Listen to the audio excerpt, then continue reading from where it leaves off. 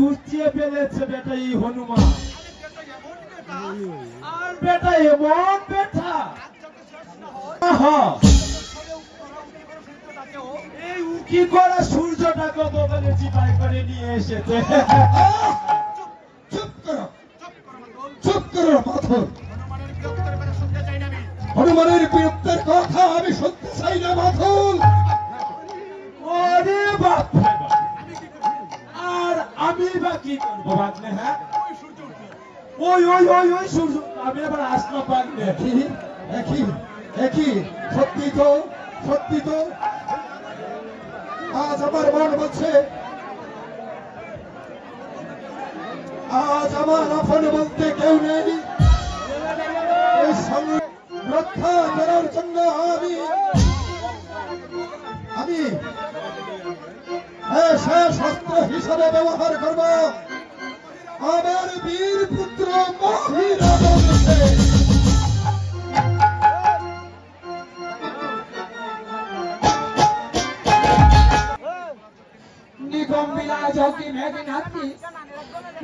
যখন নিধন করেছে তারপরে থেকে লঙ্কার 10 মানুষ আমার বুঝে বন্ধ করে দিয়েছে। আর তো এই লঙ্কাপুরীতে আমি থাকবো না। আমি পালাই, আমি পালাই। ও মহিরাবণ, আমি চলে যাচ্ছি সেখানে যেখানে ভক্তের পুষ্পাঞ্জলি দিয়ে দেবী গড স্থাপন হবে, সেখানে চলে যাচ্ছি মহিরাবণ। আর বলতে হবে না,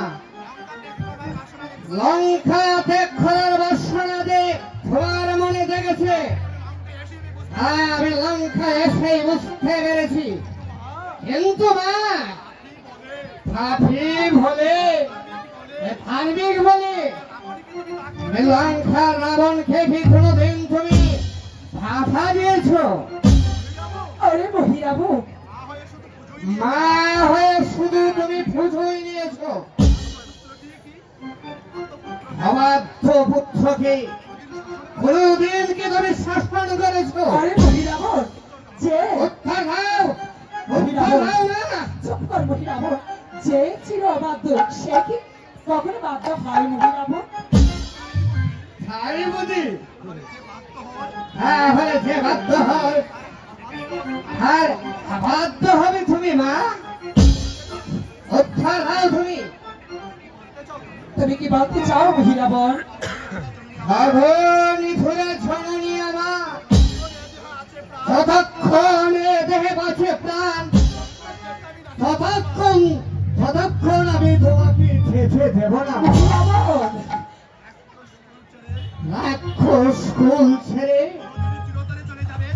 যদি চিরতরে চলে যাবে, অথচ রাক্ষস বংশ হয়ে আমি তা কেমন করে তোমাকে যেতে দেই মা? এই পাপ লঙ্কার আমি